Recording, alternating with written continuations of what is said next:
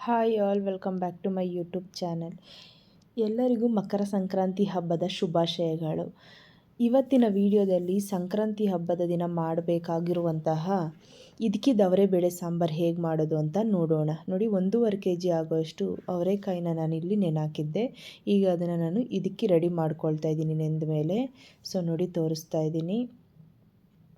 ಈಗ ರೆಡಿ ಇದೆ. ಇದನ್ನು ಸೈಡಿಗಿಟ್ಟು ಇದಕ್ಕೆ ಬೇಕಾಗಿರುವಂಥ ಮಸಾಲೆ ರೆಡಿ ಮಾಡ್ಕೊಳ್ಳೋಣ.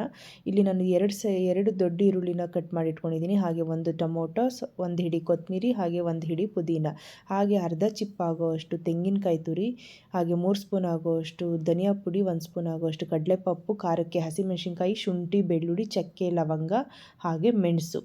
ಈಗ ಒಂದು ಬಾಣಲಿ ತೊಗೊಂಡು ನಾನಿಲ್ಲಿ ಒಂದು 2 ಸ್ಪೂನ್ ಆಗುವಷ್ಟು ಎಣ್ಣೆ ಹಾಕಿ ಮೆಣಸಿನ್ಕಾಯಿನ ಫ್ರೈ ಮಾಡ್ಕೊಳ್ತಾ ಇದ್ದೀನಿ. ಒಣಮೆಣಸಿನ್ಕಾಯಿ, ನೀವು ಮೆಣಸಿನ್ಕಾಯಿ ಬೇಡ ಅಂತಂದರೆ ಖಾರದ ಪುಡಿನೂ ಕೂಡ ಯೂಸ್ ಮಾಡ್ಕೊಬೋದು, ನಿಮ್ಮಿಷ್ಟ. ಸೊ ನೋಡಿ, ಈಗ ನೆಕ್ಸ್ಟು ನಾನು ಮೆಣಸಿನ್ಕಾಯಿ ಹುರಿದ್ಮೇಲೆ ಈಗ ಅದಕ್ಕೆ ಶುಂಠಿ, ಬೆಳ್ಳುಳ್ಳಿ, ಚಕ್ಕೆ, ಲವಂಗ, ಮೆಣಸು ಇದಿಷ್ಟು ಹಾಕಿ ಹುರ್ಕೊಳ್ತಾ ಇದ್ದೀನಿ. ಹಾಗೆ ಅದು ಫ್ರೈ ಆದಮೇಲೆ ಈರುಳ್ಳಿ ಕಟ್ ಮಾಡಿ ಇಟ್ಕೊಂಡಿದ್ನಲ್ಲ 2 ದೊಡ್ಡದು, ಅದನ್ನು ಕೂಡ ಹಾಕ್ತಾಯಿದ್ದೀನಿ. ಸೊ ಈರುಳ್ಳಿನೂ ಫ್ರೈ ಮಾಡ್ಕೊಂಡ್ಮೇಲೆ ಇದಕ್ಕೆ ನಾನೀಗ ಒಂದು ಟೊಮೊಟೊ ಕಟ್ ಮಾಡಿದ್ನಲ್ಲ ಅದನ್ನು ಕೂಡ ಹಾಕ್ತಾಯಿದ್ದೀನಿ. ಸೊ ಟೊಮೊಟೊ ಆಪ್ಷನಲ್ಲು, ನಿಮಗೆ ಬೇಕಾದರೆ ಹಾಕ್ಕೊಳ್ಬೋದು, ಇಲ್ಲಾಂದರೆ ಸ್ಕಿಪ್ ಮಾಡ್ಬೋದು. ಈಗ ಟೊಮೊಟೊ ಜೊತೆಗೆ ನಾನಿಲ್ಲಿ ಒಂದು ಹಿಡಿ ಪುದೀನ, ಒಂದು ಹಿಡಿ ಕೊತ್ತಂಬರಿ ಇದನ್ನು ಹಾಕಿ ಜೊತೆಗೆ ಕಡಲೆಪಪ್ಪು ಹಾಕಿ ಫ್ರೈ ಮಾಡ್ಕೊಳ್ತಾ ಇದ್ದೀನಿ. ಹಾಗೆ ಸ್ವಲ್ಪ ಅರಿಶಿನ ಪುಡಿ, ನಿಮ್ಮ ಅರಿಶಿನ ಪುಡಿ ಬೇಡ ಅಂದರೆ ಸ್ಕಿಪ್ ಮಾಡ್ಬೋದು.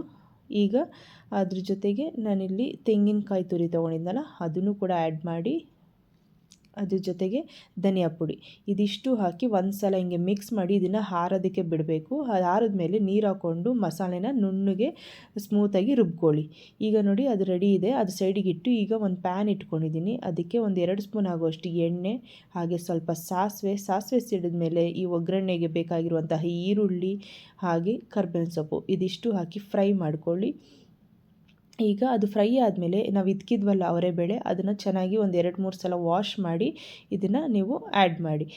ಇದನ್ನು ನೀವು ಎಣ್ಣೆಯಲ್ಲೇ ಅಂದರೆ ಈ ಒಗ್ಗರಣೆಯಲ್ಲೇ ಒಂದು 3-4 ನಿಮಿಷ ಫ್ರೈ ಮಾಡ್ಕೊಳ್ಬೇಕು. ಸೊ ಇದೊಂಥರ ಹಸಿ ಎಲ್ಲ ಹೋಗಬೇಕು, ಅಲ್ಲಿವರೆಗೂ ಇದನ್ನು ನಾವು ಎಣ್ಣೆಯಲ್ಲೇ ಒಂದು ಕಾಳನ್ನ ಹುರ್ಕೊಳ್ಬೇಕಾಗತ್ತೆ. ಸೊ ನೋಡಿ, ಈಗ ಅದು ಹುರಿದಿದ್ದಾಗಿದೆ. ಈಗ ನಾನು ಅದಕ್ಕೆ ಮಸಾಲೆ ಏನು ರುಬ್ಕೊಂಡಿದ್ವಲ್ಲ ಅದನ್ನು ಕೂಡ ಆ್ಯಡ್ ಮಾಡ್ತಾಯಿದ್ದೀನಿ. ಸೊ ಇದು ಮಸಾಲೆ ಹಾಕಿದ್ಮೇಲೆ ನೀವು ಕನ್ಸಿಸ್ಟೆನ್ಸಿ ನೋಡಿಕೊಂಡು ನಿಮ್ಮ ಇದು ಸಾಂಬಾರು ಎಷ್ಟು ಹದಕ್ಕೆ ಬೇಕೋ ಅಷ್ಟು ನೋಡಿಕೊಂಡು ನೀರು ಹಾಕ್ಕೊಂಡು ಈಗ ಅದಕ್ಕೆ ಬೇಕಾಗಿರುವಂಥ ರುಚಿಗೆ ಉಪ್ಪು ಹಾಕಿ ಒಂದು ಸಲ ಮಿಕ್ಸ್ ಮಾಡಿ. ನಾನಿಲ್ಲಿ ಆಲೂಗಡ್ಡೆ ಯೂಸ್ ಮಾಡಿದ್ದೀನಿ, ನೀವು ಬೇಕಿದ್ದರೆ ಬದನೆಕಾಯಿ, ಆಲೂಗಡ್ಡೆ ಎರಡೂ ಯೂಸ್ ಮಾಡ್ಬೋದು, ಹಾಗೆ ಬೇಡ ಅಂದರೆ ಸ್ಕಿಪ್ ಮಾಡ್ಕೊಬೋದು, ನಿಮ್ಮ ಇಷ್ಟ.